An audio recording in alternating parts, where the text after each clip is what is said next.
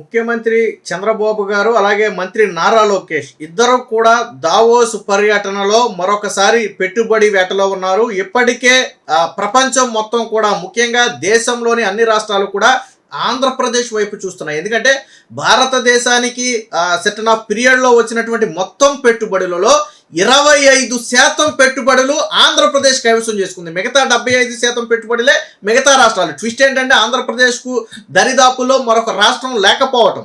ముఖ్యంగా గూగుల్ కావచ్చు, కాగ్నిజెంట్ కావచ్చు, అర్సెలార్ మిట్టల్ కావచ్చు, లేదా రిలయన్స్ కావచ్చు, లేదా సెంట్రల్ గవర్నమెంట్ ప్రాజెక్టులు కావచ్చు, ఇవన్నీ ప్రధానంగా ఆంధ్రప్రదేశ్కి రావడంతో కీలక పెట్టుబడులన్నీ కూడా ఆంధ్రప్రదేశ్ వచ్చినట్టయింది.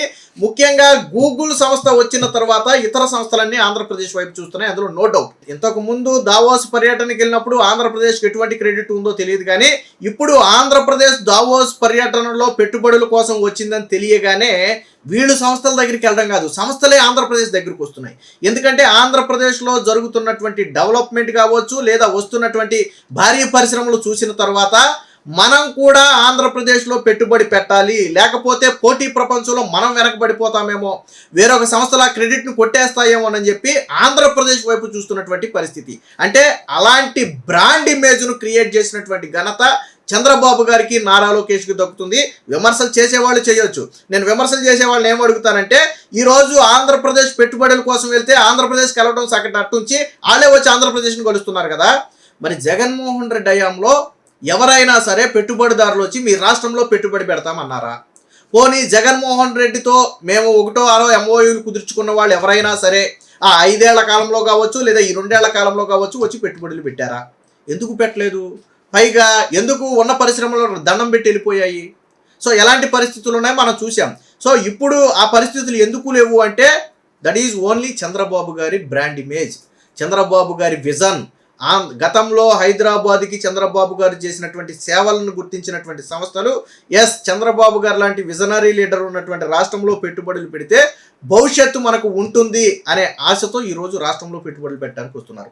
ఇప్పుడు తాజాగా మరొక 91,000 కోట్ల పెట్టుబడి పెట్టేందుకు ప్రముఖ రియల్ ఎస్టేట్ సంస్థ అయినటువంటి RMZ సంస్థ ముందుకు వచ్చింది. వాస్తవానికి ఇది దేశీయంగా దాదాపుగా 15-20 కీలక నగరాల్లో అత్యాధునిక టెక్నాలజీని ఉపయోగించి ఇన్ఫ్రాస్ట్రక్చర్ డెవలప్ చేయడంతో కావచ్చు, లేదా ఇతర సంస్థలను బిల్డ్ చేయడంలో కావచ్చు, అంటే ఒక ఎకో సిస్టమ్ని బిల్డ్ చేయడంలో అత్యంత పేరు ప్రఖ్యాతులు గాంచినటువంటి సంస్థే ఈ RMZ. ఇది 91,000 కోట్ల రూపాయల పెట్టుబడి ఆంధ్రప్రదేశ్లో పెట్టడంతో పాటు 1,00,000 మందికి ఉద్యోగ అవకాశాలు కల్పించడానికి ముందుకు వచ్చింది. ఇందులో ఉన్నటువంటి ప్రధాన సంతోషకరమైన విషయం ఏంటంటే ఇది నిర్మాణ రంగానికి సంబంధించినటువంటి ప్రాజెక్టులు ఇవి.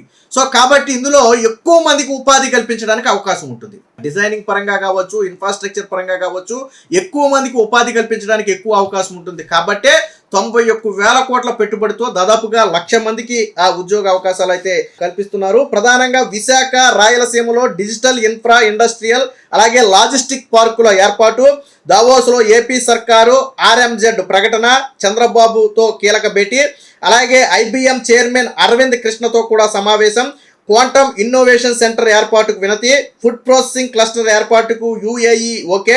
ఇక ఈ దేశ ఆర్థిక మంత్రితో ముఖ్యమంత్రి భేటీ, ఆ దేశ ఆర్థిక మంత్రితో ముఖ్యమంత్రి భేటీ, గూగుల్ క్లౌడ్ CEOతో కూడా సమావేశం, విశాఖలో AI డేటా సెంటర్ నిర్మాణంపై కూడా చర్చ, రామ్మోహన్ నాయుడు, లోకేష్, భరత్ హాజరు. సో కీలకమైనటువంటి ప్రాజెక్ట్ అయినటువంటి ఈ విషయంలో చంద్రబాబు గారు అయితే అత్యంత కీలకంగా వ్యవహరిస్తున్నారు. దాదాపుగా 1,00,000 ఉద్యోగాలతో ఆల్రెడీ RMZ ప్రకటించింది, మేము ఆంధ్రప్రదేశ్లో పెట్టుబడి పెట్టబోతున్నాం, సో అక్కడ యువతకు ఉపాధి కల్పించబోతున్నాం అని చెప్పి ఆల్రెడీ RMZ కీలకమైనటువంటి ఒక ప్రకటన కూడా అయితే చేయడం జరిగింది.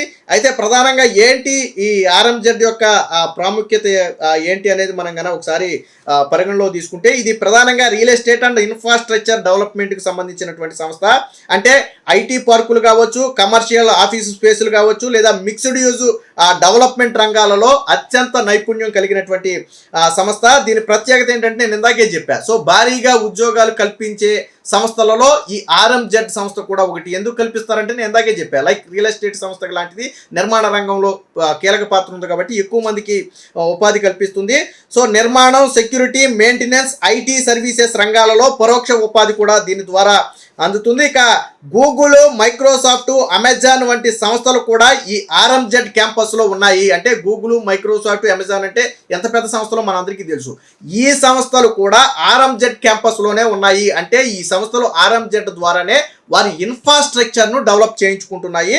సో టెక్నాలజీ ఎకోసిస్టమ్ను బిల్డ్ చేయడంలో దీనికి ఒక ప్రత్యేకత ఉంది. ఇక అంతర్జాతీయ ప్రమాణాలతో కూడిన మౌలిక వసతులు, విదేశీ కంపెనీలు భారత్లో పెట్టుబడి పెట్టేందుకు ఈ RMZ అనేది కీలకంగా ఉపయోగపడుతుంది. ఇక green buildings, energy saving technology, పర్యావరణ హిత ప్రాజెక్టులు అనేది దీని స్పెషాలిటీ. కర్ణాటక, తమిళనాడు, తెలంగాణ, మహారాష్ట్రాలతో పాటు అనేక రాష్ట్రాల్లో ఇప్పటికే కొన్ని కీలకమైనటువంటి ప్రాజెక్టుల్లో ఈ RMZ సంస్థ అయితే పాల్గొంది. సో దీని ద్వారా ఏం జరుగుతుందంటే నగరీకరణ అనేది వేగంగా అభివృద్ధి చెందుతుంది. దీని ద్వారా రాష్ట్ర ప్రభుత్వానికి కూడా కొంత ఆదాయం సమకూరుతుంది. లైక్ పన్నులు కావచ్చు, ఇంకోటి కావచ్చు, ఆదాయం కూడా సమకూరుతుంది. ఇక రాజకీయ కోణంలో చూస్తే రాష్ట్రానికి పెట్టుబడులు తీసుకురావడంలో కీలకమైనటువంటి పరిశ్రమల్లో RMZ ఒకటిగా ఉండబోతుంది. సో దీని ప్రత్యేకత ఏంటంటే ప్రపంచ స్థాయి డిజైను, అత్యంత భద్రత కలిగినటువంటి విధానాలు, దీర్ఘకాలిక ఉపయోగాలకు అలాగే మారుతున్నటువంటి టెక్నాలజీకి అనుగుణంగా అభివృద్ధి పనులు చేయడంలో దీనికి ఒక ప్రత్యేకత ఉంది. సో ఒక్కొక్క ప్రాజెక్టులో వేల కోట్లు ఇదైతే పెట్టుబడి పెట్టబోతుంది. దీనివల్ల బ్యాంకింగ్, ఫైనాన్సు, ఇన్సూరెన్స్ రంగాలకు కూడా కొంత డెవలప్ అవుతాయి. సో వర్క్ స్పేస్ కల్చర్ని అంటే health, wellness, crouch, food courts, digital security వంటి వాటిలో అత్యుత్తమ పనితీరు కనపరుస్తుంది. ఇక నగర రూపురేఖలు మార్చడంలో అత్యంత కీలకమైంది. నేను ఇప్పటికే చెప్పా, జాతీయ స్థాయిలోనే అత్యంత ప్రాముఖ్యత చెందినటువంటి సంస్థ. ఎక్కడైనా సరే ఒక ప్లేస్ని డెవలప్ చేయాలి, లాజిస్టిక్ హబ్స్ డెవలప్ చేయాలి అంటే మొదటగా గుర్తొచ్చేది RMZ సంస్థే. సో అలాంటి సంస్థతో నిన్న చంద్రబాబు గారు అయితే ఒప్పందం కుదుర్చుకోవడం జరిగింది. సో ఈ RMZ ప్రాజెక్టుల్లో ప్రధానమైనవి ఏంటంటే సోలార్ పవర్ వినియోగిస్తారు, అలాగే రెయిన్ వాటర్ హార్వెస్టింగ్, అలాగే జీరో వేస్ట్ కాన్సెప్ట్ వంటి విధానాలను ఈ RMZ తన ప్రాజెక్టుల్లో అయితే అమలు చేస్తుంది. వాస్తవానికి ప్రపంచ స్థాయి సంస్థలన్నీ కూడా RMZతో పోటీ పడటం కోసమే చూస్తాయి. అంటే ఏదైనా ఒక ప్రాజెక్ట్కి RMZ వెళ్తే అదే ప్రాజెక్ట్కి ఇతర ప్రపంచ స్థాయి నైపుణ్యం కలిగినటువంటి ప్రాజెక్టులు కూడా పోటీగా వస్తాయి. ఎందుకంటే RMZ అలాంటి ప్రాజెక్టులను మాత్రమే టేకప్ చేస్తుంది. సో ఏది ఏమైనా మొత్తంగా ఈ ప్రాజెక్టు ప్రధానంగా బెంగళూరు, చెన్నై, హైదరాబాద్, ఢిల్లీ, పూణే, ముంబై వంటి పెద్ద నగరాల్లో పలు కీలక ప్రాజెక్టులు చేపట్టడమే కాకుండా విజయవంతంగా వాటిని పూర్తి చేసినటువంటి క్రెడిబిలిటీ అయితే ప్రస్తుతానికి RMZకి అయితే ఉంది. సో దీంతో పాటు ఇతర పెట్టుబడిదారులను కూడా అటు లోకేష్ గారు కావచ్చు, ఇటు చంద్రబాబు గారు కావచ్చు కలుస్తూనే ఉన్నారు. సో మొత్తంగా దావోస్ పర్యటన మరొకసారి పూర్తి స్థాయిలో విజయవంతమైంది. ఇంకా పర్యటన కొనసాగుతుంది. ఇంకా రాబోయే పెట్టుబడులు త్వరలోనే అనౌన్స్ చేస్తారు. బట్ 91,000 కోట్లతో గూగుల్ కూడా ఆల్మోస్ట్ అంతే కదా. సో 91,000 కోట్ల పెట్టుబడితో 1,00,000 మందికి ఉద్యోగాలు కల్పిస్తామని చెప్పి ఓపెన్గా ప్రకటించి ఆల్రెడీ MOU కూడా కుదుర్చుకుంది. దీనికి సంబంధించి భూసేకరణ కావచ్చు. అంటే చంద్రబాబు గారు కానీ లోకేష్ గారు కానీ ఒకటే చెప్తున్నారు, మీరు ఆంధ్రప్రదేశ్లో స్పీడ్ ఆఫ్ డూయింగ్ బిజినెస్ చూడండి, మా రాష్ట్రంతో ఒప్పందం చేసుకున్నటువంటి పరిశ్రమలతో ఒకసారి మాట్లాడండి, మా విధానం ఎలా ఉంది, మా వెల్కమ్ ఎలా ఉంది, మేము కల్పించే ఫెసిలిటీస్ ఎలా ఉన్నాయి, ఎంత వేగంగా మేము అనుమతులు ఇస్తున్నాం అనేది మీరు ఒకసారి అడిగి తెలుసుకోండి. తెలుసుకున్న తరువాతే మీరు ఆంధ్రప్రదేశ్ రండి. మా ప్రభుత్వం మీకు 100% న్యాయం చేయగలదని మీరు భావిస్తేనే పెట్టుబడి పెట్టండి.